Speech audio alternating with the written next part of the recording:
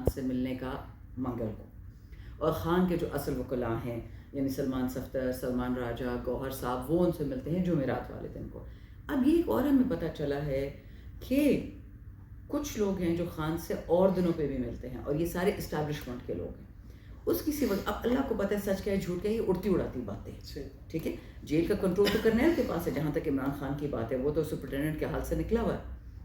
تو یہ سننے میں آیا کہ وہ وکیل گیا اور خان سے یہ شیطانی کی کہ یہ لوگ کمیٹیوں میں بیٹھ کے گھومنے جا رہے ہیں، چکر کاٹ رہے ہیں دنیا کے۔ او بھائی، اس کا کمیٹی سے کوئی کام نہیں ہے۔ آپ جب نیشنل اسمبلی کے ایم این اے ہوتے ہیں، اسپیکر آپ کو نامنیٹ کرتا ہے اور آپ ٹرپس پہ جاتے ہیں، اس کا کمیٹی سے کوئی کام نہیں ہے۔ مجھے دیکھ لیں 1.5 سال ہو گئے اس پارلیمان میں، ایک دفعہ مجھے اسپیکر چیمبر نے نہ کسی لوکل ٹرپ کے لیے نہ فورن کے لیے ریکمینڈ کیا۔ کیوں؟ ان کو پتہ ہے میں کھل کے بولتی ہوں، میں اسٹیبلشمنٹ کے خلاف بولتی ہوں، میں عمران خان کے حق میں بولتی ہوں، میں پاکستان کے حق میں بولتی ہوں، میں مریم بلاول کو ایکسپوز کرتی ہوں، تو مجھے انٹرنیشنل ٹرپس میں نہیں بھیجا جاتا، اور اس کا کمیٹی سے کوئی لینا دینا نہیں ہے۔ کمیٹی میں تو ہم بیٹھ کے ان کی گچھی مروڑ دیتے ہیں، یہ جو بھی غلط قانون پاس کرنے کی کوشش کرتے ہیں وہاں ان کو پکڑ لیتے ہیں، کہیں کوآپریشن سے کہیں سے لڑ کے۔ یہ پتہ چلا ہے کہ یہ سیٹ راجہ رینٹل کو پرومس ہوئی ہے پبلک اکاؤنٹس کمیٹی کی۔ اچھا، باقی کوئی کمیٹی امپورٹنٹ نہیں ہے، کوئی ممبر کی ممبرشپ امپورٹنٹ نہیں ہے، ایک کمیٹی امپورٹنٹ ہے، پبلک اکاؤنٹس کمیٹی۔ اور کیونکہ جنید اکبر بہت ٹف ٹائم دے رہا تھا اسپیشلی اسٹیبلشمنٹ کو، ایک ریٹائرڈ کوئی جرنیل آیا تھا وابڈا کا ہیڈ، اور اس سے پوچھا کہ جی یہ 4 ارب کا ڈیم بننا تھا، یہ 36 ارب میں کیسے بنا ہے، 32 ارب روپے کدھر گئے؟ تو ایسے لوگ جنید اکبر سے تنگ تھے، اور ان لوگوں نے یہ کہا کہ پیپلز پارٹی نام تو نوید قمر کا آتا ہے بٹ پڑھا لکھا آدمی ہے، اس کو کبھی نہیں دیں گے یہ پی ایس سی۔ راجہ رینٹل کا نام آ رہا ہے کہ اس کو یہ لوگ چیئرمین پی ایس سی بنانا، ہاں اور اس کو بنانا چاہ، سوری اس کا نام میں بھول جاتی ہوں، اور اس بندے کو بنانا چاہ رہے چیئر۔ تو جنید کے پیچھے ہماری پارٹی میں جو اسٹیبلشمنٹ کے پٹھو ہیں جو چھپ چھپ کے مل سکتے ہیں خان صاحب سے، انہوں نے جھوٹ بولا خان کو کہ یہ سارے ممبرز باہر گھومتے ہیں، ممبرز کا نام لے کے، کمیٹیز کا نام لے کے۔ اصل نشانہ پبلک اکاؤنٹس کمیٹی تھی کہ وہ ہماری پارٹی کے جو اسٹیبلشمنٹ کے پیادے ہیں وہ چاہتے ہیں کہ یہ پبلک اکاؤنٹس کمیٹی جلد از جلد مل جائے راجہ صاحب کو۔ وہ جو مل جائے گی تو بس یہ ایک کنٹرول ہے، یہ واحد کمیٹی ہے چیف پرائم منسٹر کے بعد جو امپورٹنٹ کمیٹی ہے نیشنل اسمبلی میں، بہت طاقت تھی پی ٹی آئی کے ساتھ اس کمیٹی میں۔ یہ لوگ چاہتے تھے کہ عمران خان کمزور ہو، یہ جو عمران خان کے دشمن ہے پارٹی کے اندر، یہ چاہتے ہیں کہ عمران خان کمزور ہو، پی ٹی آئی کمزور ہو۔ جنید سے ان کا کیا لینا دینا ہے، جنید تو صرف ایک نام ہے، لیکن یہ مل جائے اس کو راجہ رینٹل کو، تو ہماری پارٹی کے جو اندر ملے ہوئے ہیں انہوں نے یہ ڈرامہ کیا۔ لیکن میڈم آپ جو کہہ رہی ہیں کہ چلو ایک پوری گیم اس طرح بنائی گئی کہ انہیں یہ اس کا عہدہ یا یہ کمیٹی ان کو مل رہی ہے، لیکن مجھے یہ بتائیے گا کہ چھوڑی تو آپ نے ہے نا، جنید اکبر نے خود استعفیٰ دیا، آپ کیا کہتی ہیں کہ عمران خان کو مس گائیڈ کیا جا رہا ہے پی ٹی آئی کے لوگوں کی طرف سے؟ نہیں، جو پی ٹی آئی کے آفیشلی لوگ ملتے ہیں تھرسڈے کو اور ٹیوزڈے کو، وہ ایسی باتیں نہیں کرتے، وہاں گواہ بیٹھے ہوتے ہیں۔ یہ وہ لوگ ہیں جو خان سے چھپ کے مل سکتے ہیں، جو اسٹیبلشمنٹ کے بندے ہیں، جو خان کو کسی دن بھی مل لیتے ہیں، کوئی نہ کوئی بات پہنچا دیتے ہیں، یا پھر ٹیوزڈے تھرسڈے کو جب خان کی بہنوں کو نہیں ملنے دیا جاتا، یا تھرسڈے کو خان کے وکلاء کو ان سے نہیں ملنا جاتا، یہ انہی تو دنوں پہ چھپ کے بیٹھ کے یہ خان کو شیطانیاں بولتے ہیں، جھوٹ بولتے ہیں۔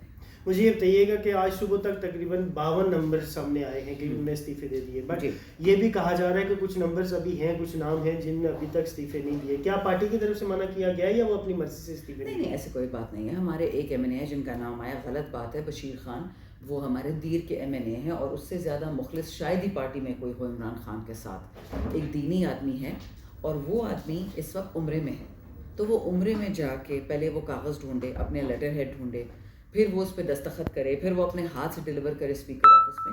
صبر کی بات ہے، بٹ میں گیم آپ کو یہ بتا رہی ہوں، گیم ساری جنید اکبر کی اور پبلک اکاؤنٹس کمیٹی کی ہے۔ یہ کسی کمیٹی کا مسئلہ نہیں ہے، کسی میں دیکھیں ممبر تو کوئی ریزائن ہی نہیں کر سکتا۔ دس از، میں کیا کہوں، ڈفرز کے نے پاکستان پہ جو تباہی پھیری ہوئی ہے، ڈفرز کا ہی کورس چل رہا ہے۔ آپ مجھے بتائیں کون سا ممبر، جب آپ کمیٹی کے ممبر ہوتے ہیں آپ کو گاڑی نہیں ملتی، آپ کو پیٹرول نہیں ملتا، آپ کو عہدہ نہیں تھا، دفتر نہیں ملتا، تو آپ استعفیٰ کس چیز سے دے رہے ہیں؟ استعفے ہیں ہی نہیں، بس اتنا ہوتا ہے کہ اسپیکر سے کہتے ہو کہ سر میں نے کمیٹی میں نہیں آنا، بات ختم۔ یہ اچھالا جا رہا ہے، یہ ڈرامے بازی کی جا رہی ہے، اور انشاءاللہ آپ دیکھیں کہ عمران خان کو سچ پہنچے گا، ان کو سمجھ آئے گی کہ یہ گیم عمران خان ہی کے خلاف کی جا رہی ہے۔ جس دن پبلک اکاؤنٹس کمیٹی پی اے سی ہمارے ہاتھ سے چلی گئی، پیپلز پارٹی کو مل گئی، اس دن آپ سمجھ لیں کہ عمران خان کا جیل کا تالا پکا ہو گیا۔